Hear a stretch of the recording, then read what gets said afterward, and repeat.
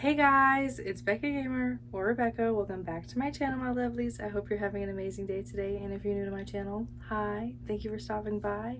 Let's get into this vlog.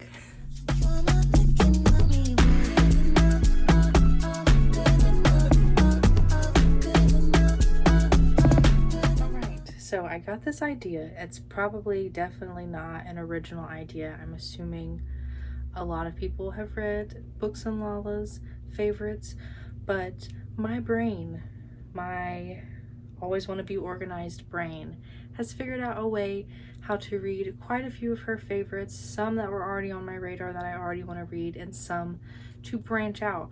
There are so many different ways to branch out as a reader. You can just watch a bunch of TikToks, watch a bunch of booktube. You can just go to the bookstore and read synopses and just pick up things you've never picked up before, or you can watch a specific person who reads over a bunch of different genres. I would say I stick to my top 3 genres. So I have mystery, thriller, I have fantasy, but I'm very picky about fantasy, and then sometimes I will read contemporary-esque things, mental health things, and that's really it. I wouldn't say I dabble into horror. I wouldn't say I dabble into nonfiction as much as I probably should, and I really respect the way Booksandlala does her YouTube videos. You know who she is. If you're on this video, you know who she is. I don't have to introduce her, okay? I love how much effort she puts into her videos, how much graphic design is in her videos, and I think, she's not like a professional book reviewer, but the way that she can openly talk about a book and be like, well, I can see people who love this loving it, but then also giving her opinion in a book review, I think it's very level-headed. I don't really know how to describe it. I just do enjoy the way that she talks about books, and it really opens my mind toward books that I normally, if I just read the synopsis, I'd be like, no thanks, keep it pushing. So what I've decided to do is to put together a Google Doc. I watched all of her top 10 favorite videos, maybe twice, and I listed all of the books, listened to her pitch, went on Goodreads, read the synopsis, read some reviews, and I picked 2 books from each year. 2 of the years, it was hard picking 2, so I might have more than 2 options.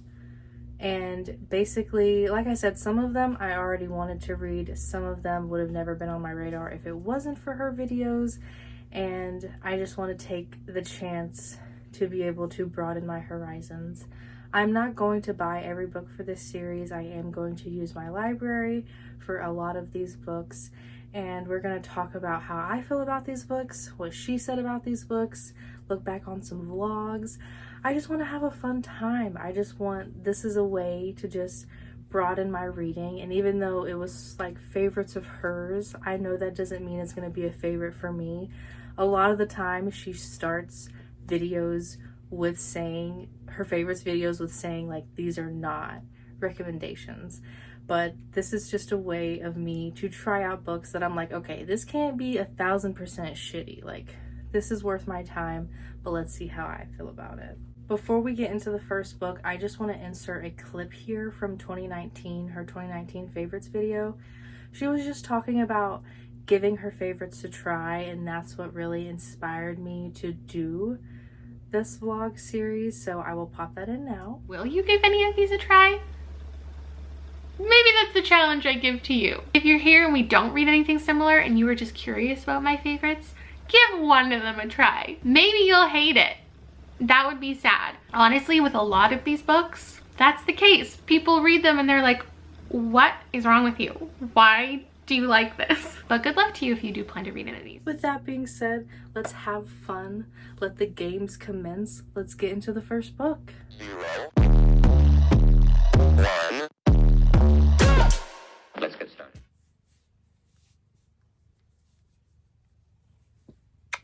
Okay, it is Sunday. I am so excited to start this vlog. It's been a long time coming. I have been planning it for at least a few weeks now. So the first book we're getting into, Dress Codes for Small Towns by Courtney Stevens. This is a YA book that she has really enjoyed, but if I am correct, I might not be, but she has not reread it in a few years. But I am really interested to see where this book goes regarding sexuality, so I'm happy that it's the first choice. I also want to say I'm not gonna buy all of the books for this series. It's just this book was not at any of my local libraries for whatever reason, so I bought it. It was on sale. It was less than $10, so it's fine. I have cat hair on me because why wouldn't I? But I'm about to film, so that's why I'm sitting over here, and I figured I could talk to you guys about this while I'm putting on my lip. I am a fourth of the way through. I am on chapter 8, which is on page 86. So this book takes place in a small town in Kentucky, and our main character, Billy, is a tomboy. She's a senior in high school, and she is also the preacher's daughter. Billy has a friend group. There's 6 of them in total. There is a set of brothers, a girl, which is like her bestest friend, a guy, which is like her bestest friend, and then another guy, which is like kind of the other rebel of the group, because our main character, Billy, is definitely a rebellious kind of gal. This book starts out kind of crazy. So the prologue, you're just getting a feel for that Woods and Janie Lee, our main character's bestest friends of the group. They've known each other for 9-10 years. And then what really starts the book is this does have to deal with church and Christianity, which I did not really expect, to not gonna lie. But they're in a youth room. They're all supposed to go on a little trip the next morning, so the youth group, some of the other kids, some adults are staying in the church the night before, which is very much a thing that, because I grew up in the church. I'm not religious anymore, but I did grow up in the church. That is very much something that would happen. But they ended up messing with the microwave, and it ended up catching on fire and catching the youth room partially on fire, which was crazy. And I mean, I would say in high school I was very mature for my age, so I was not doing crazy stuff like that as a senior in high school, but they definitely got into some trouble. So I wanted to read a bit more on than just 50 pages before I talk to you, so I could really get a feel for these characters and like what this book is trying to introduce me to. So while I grab some of these, a major point in this book is obviously, as the synopsis says, I'm not going to spoil anything, but as the synopsis says, Billy, our main character, she is in love with both of her best friends, the male, Woods, and the female, Janie Lee. And so now, in the beginning of the book, Janie Lee professes that she is in love with Woods. So now our main character is in love with both of, really she feels that she loves all of her best friends, but I would say especially Woods and Janie Lee. But now Janie Lee has expressed that she's in love with Woods. Billy has not expressed her feelings, so now Billy is wanting to be weary of her relationship with Woods sounding like flirtatious or anything like that, because now she knows that Janie Lee likes Woods. So that's just something that she's dealing with. All of the feelings within the group, and also trying to figure out what all of these emotions mean, because labels on sexuality are not common in a small town, a small southern town. So she's not really trying to slap a label on herself, and she doesn't really want anyone else to either. So she's just trying to, she hasn't started too much, but I know she's going to be trying to navigate through that. Another thing that has happened in the book is our main character with one of the brothers, Davy, they go to a cosplay party, and which I didn't know cosplay was a part of the story, but I think it's really cool because it kind of gave our main character Billy an outlet to dress up as a guy and feel more comfortable in clothes, because she's, you know, she'd rather wear jeans than a dress and that kind of thing. And she got to meet new people. She kissed a girl, and it was just a very open feeling. And I don't want to like project onto the book and try and assume what it's going to be about, because it is just a YA book. So I know it's going to be heavily focused on the coming of age and our main character just trying to figure out how to live and deal with these feelings. And I don't even know if it's really going to label her feelings, because I don't feel like that's going to be the point of the book. But I don't know. Like, I get like a pansexual kind of vibe.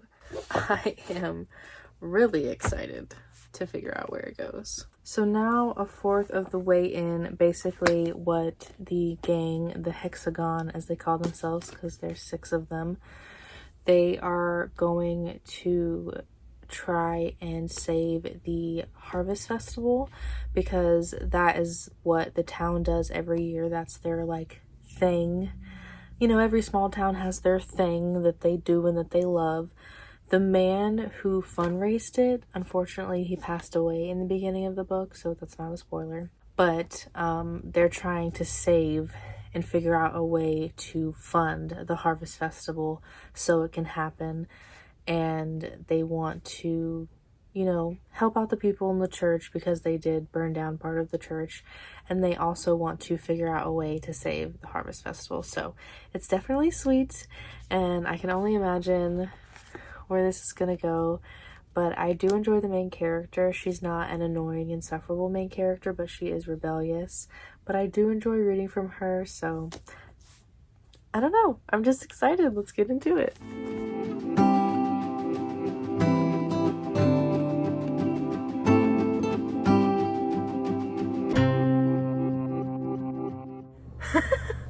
This might be a terrible idea, but I just got halfway through. I am now on page 168, chapter 16. I am on my lunch, and I have like 5 minutes to get back, so I have to drive back to work because I'm at the park, which is like down the road from my job. But, and it's also really hot, so my AC is on, but I have it at my feet, so I'm hoping it's not bothering you. But I just wanted to quickly update, considering that I'm halfway through, and you can't even see me. Chapter 15, oh my gosh, that was so good. Like, well, first of all, my biggest takeaways from what I've read since I've last talked to you: Billy and Woods had an actual conversation. Like I said in my last reading vlog, I feel like a lot of YA uses miscommunication and loneliness a lot. So whether it be they feel lonely or whatever they're going through, they don't feel like whomever is going to understand, or they're not sure how to articulate what they're going through, so nothing is talked about until 2/3 of the book, really.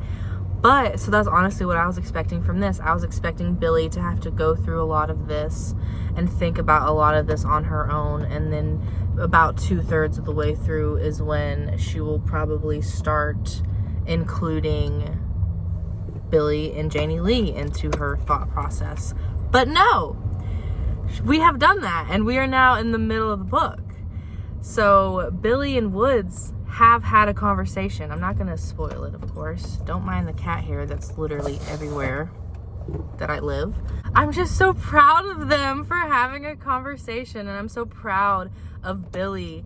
She was very open and honest in that conversation, and it was real nice. It was real nice, may I say. Hopefully my phone doesn't... Okay. But regarding Woods, Janie Lee, and Billy, like, it could be said that maybe Billy and Janie Lee work out, but it could also be said that they all just remain friends. I don't know. I'm gonna read a bit more and I will update you before I finish the book one more time, at least. Say hi, come on. Hi, this is Snickers. I am at my childhood best friend's parents' house, and this is one of the cats that we grew up with. Yeah, his name is Snickers. There's also Boo, but it takes a minute for Boo to come out. He's a little shy. They live on a lake. It's a small lake connected to a plant, but it's really pretty. And I love coming here whenever they go to the beach. Focus on the Snickers. The Snicker whiskers. I always watch them whenever they go to the beach, so I figured I would show you guys since we're vlogging.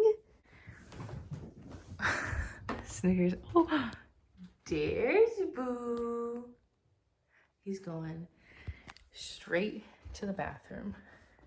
Snickers is having zoomies. Oh, the boy. He is so handsome. Why does the camera not want to focus on you, baby?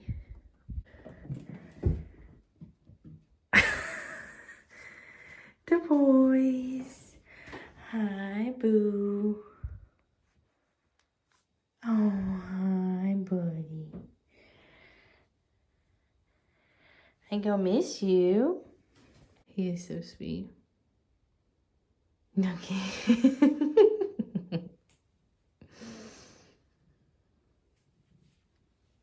And you were just over here purring away.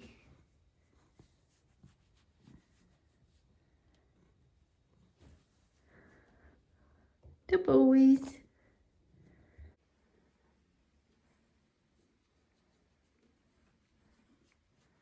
I know the lighting would probably be better if I was facing the other way, but I really want the water in the background. So we're gonna have the Snicker whiskers coming by. You might see his tail. But yes, time has passed. I finished this on the date on the screen. I don't even remember when I finished this. It is actually the last day of May. It is May 31st. I have been putting off filming my final thoughts because it has been so chaotic since we got back from Atlanta. Yeah, this is actually the last days that I see the kitties. I've been watching them for a week, but I have actually been reading the second book to Bittersweet in the Hollow because it finally came in the mail, so I kind of put a pause on this vlog. That lighting is so much better. So I am going to do my final thoughts finally. This is the definition of a YA coming of age. Like, if you really love a good coming of age contemporary, like, I highly recommend this one. This isn't about finding all the answers. This isn't about putting all the puzzle pieces together. This is literally about the journey, you know, and that's what I was kind of assuming from the beginning. I was just like, what if this isn't about like finding all the answers to the back of the book? What if it's literally just the journey of going through all of these feelings? And that's what this book is. Our main character, Billy, she realizes that she's not even letting herself feel. I love this little baby. She's not letting herself feel. She's just thinking about what others are thinking. She's letting it get all caught up in her head. And she gets to a point where she realizes, like, I'm not letting myself feel. Let me see if I marked it. Maybe I should have this lower so you guys can see him. That's better, huh? I don't think I marked it, which is stupid. I thought I did. But basically, she's realizing that this whole time, like, she's had the act of, you know, always doing what she wanted, not doing the normal, not dressing the normal, Sorry if my hair still looks a little wacky. I'm not like actually ready to film yet. But she realizes at one point, maybe like 2/3 of the way through the book, that she's like, I'm just thinking about all of this and I'm not letting myself feel it. And that is partially, or a big reason why I am confused. And I need to let myself feel. And I relate to that so heavily. One of my defense mechanisms is to not let myself feel in the moment. I'd rather pack it away, unpack it later when I'm on my own. And I feel like Billy is kind of like that. And so to be able to see her slowly, even before she realized that, slowly and gradually let herself have open conversations, because at the end of the day, this hexagon, her friend group, are really close friends. But she finally lets herself slowly start to feel and have open conversations, and not having a conversation to where like, okay, well, I need to figure out if I'm gay. Well, I need to figure out if I'm trans. Well, I need to figure out if I'm this and that and the third. You know, that's not, because I feel like that's what a lot of YA books are about. That's not what this is, at least in like the queer department. It's about finding themselves. But this is more of just navigating through the feelings of queerness and sexuality as an umbrella, not necessarily let's go and figure out this one answer. And I just feel like that is such great representation, because sometimes it takes a long time for someone to really recognize or hone in on their sexuality and even get it wrong, if you want to say wrong. Sometimes, you know, it's not always about, well, I have to slap this label on myself to tell everyone who I am. This is about Billy being Billy and navigating being Billy. I want you guys to see him. Don't move. I'm moving for you, cuteness. And I want to read this from page 97. It's a really good outlook on things. I believe, I don't know if she's talking to Woods or Davy. Anyway, he says, I think there's a place where love equals history, and a place where love equals the future, and a place where love is just love, and it doesn't go away no matter whether you get it back or not. Figuring out the difference is quite impossible. And I feel like that's such a beautiful way to put it. And then there were quotes under a lot of the, page breaks, I guess. So the degree to which a person can grow is directly proportional to the amount of truth he can accept about himself without running away, by Leland Val Vanderwall. And another one is, basically, we're all looking for someone who knows who we are and will break it to us gently. And I feel like that is, let me say who was by Robert Brault. That is such, okay, bye. That is such a great way to describe this book. Like, she's getting pieces from almost every character, every friend that she's dealing with. And it's slowly helping her realize who she is and what she's really feeling. He's so baby. And it's just beautiful to see that, like, this is her own self-discovery, but also it's about talking to friends and talking to people that she might like and having hard conversations, and not like a, hey, what am I, what are we, what is this conversation, but literally just a conversation navigating through feelings.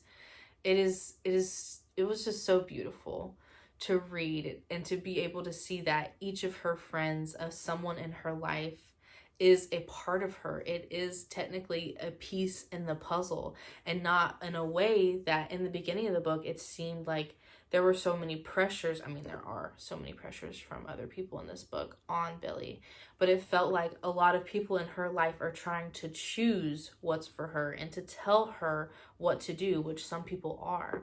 And this is about Billy navigating all of those emotions mainly first, and then also realizing, but a lot of people in her life really can highlight and show her, like, Billy, you are you and you are beautiful, and this is why we love you. And having this open conversation is really going to help her figure out her place within her friend group, her place within her feelings, and her place within herself. And it was great. I really enjoyed it.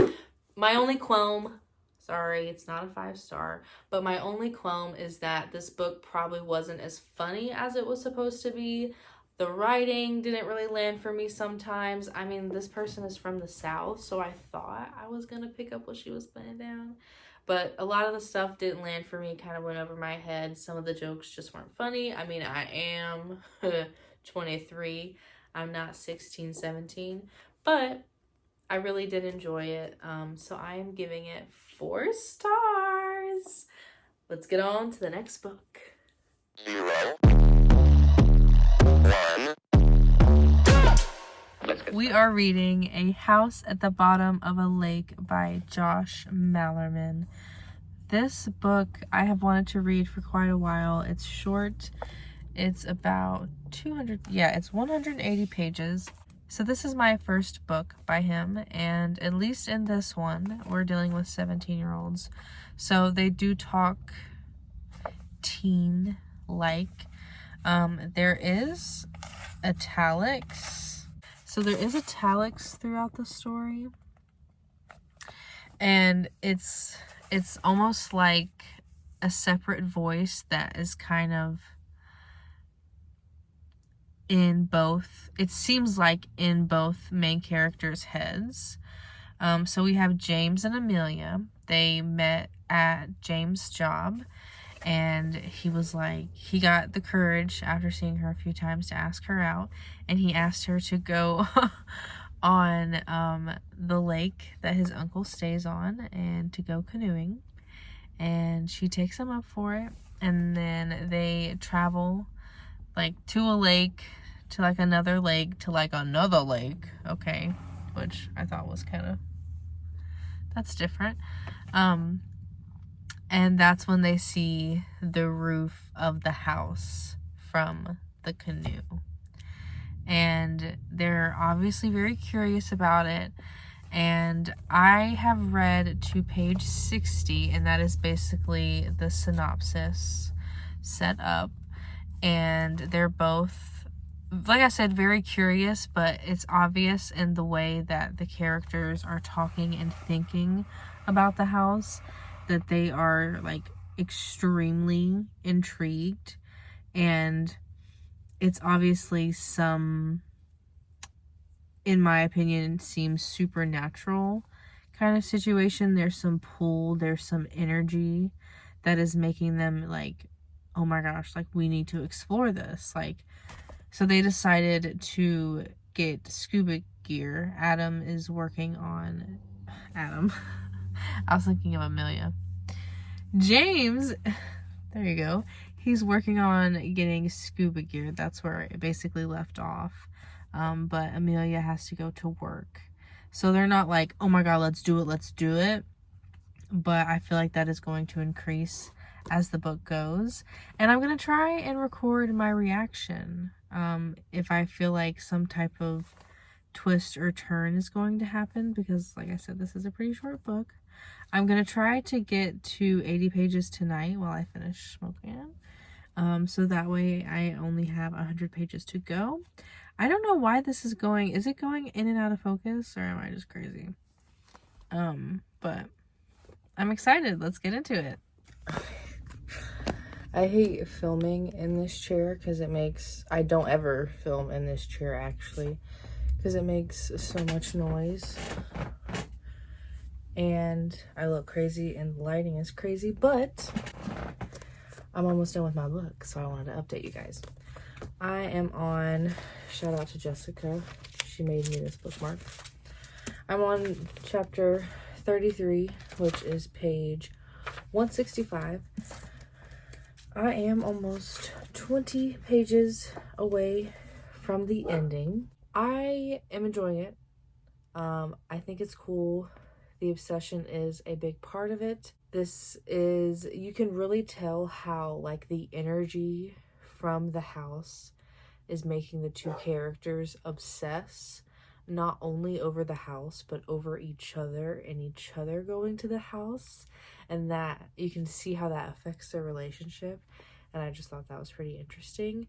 But now that I'm 20 pages away, I feel like something is gonna happen, but I have no clue where this is gonna go. I am exhausted and I'm so tired. So even if I finish this tonight, I don't know if I'm gonna be able to give a coherent review. All right, with this questionable lighting, I'm going to give my final thoughts on A House at the Bottom of a Lake by Josh Malerman. First, I want to talk about the writing.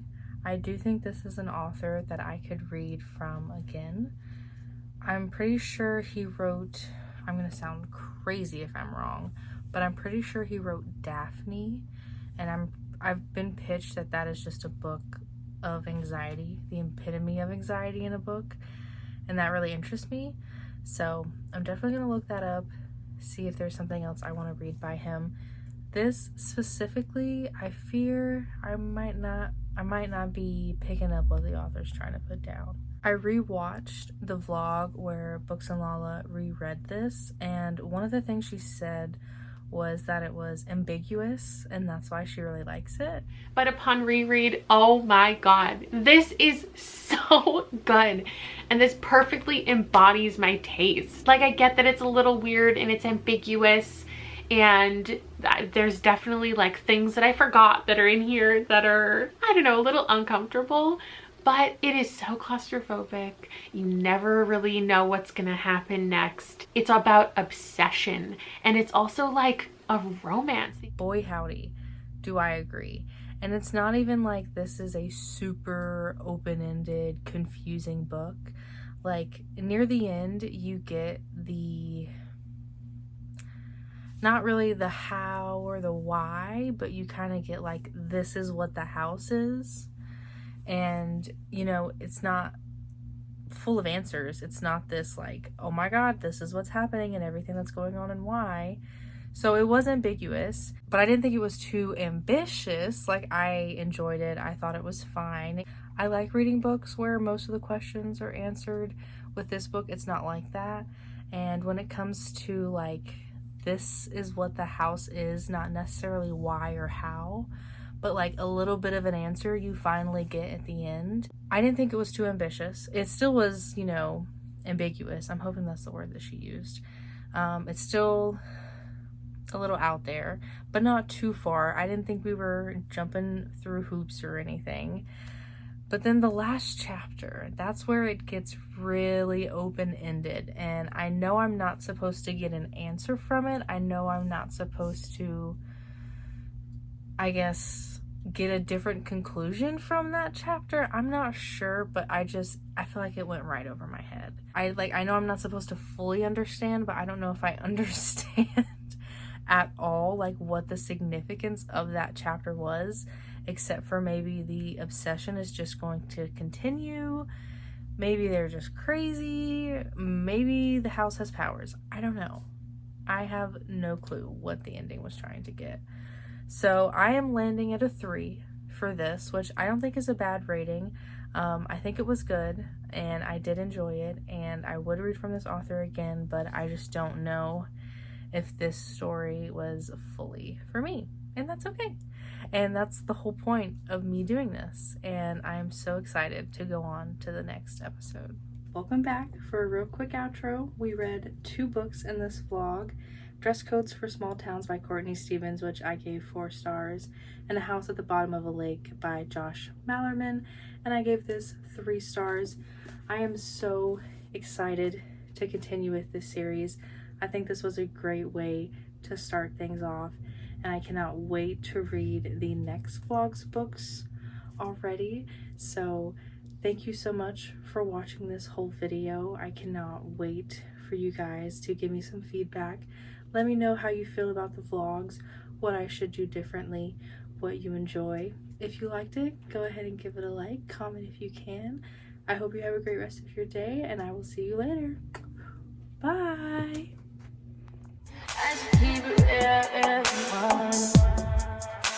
High volume. Am I really that?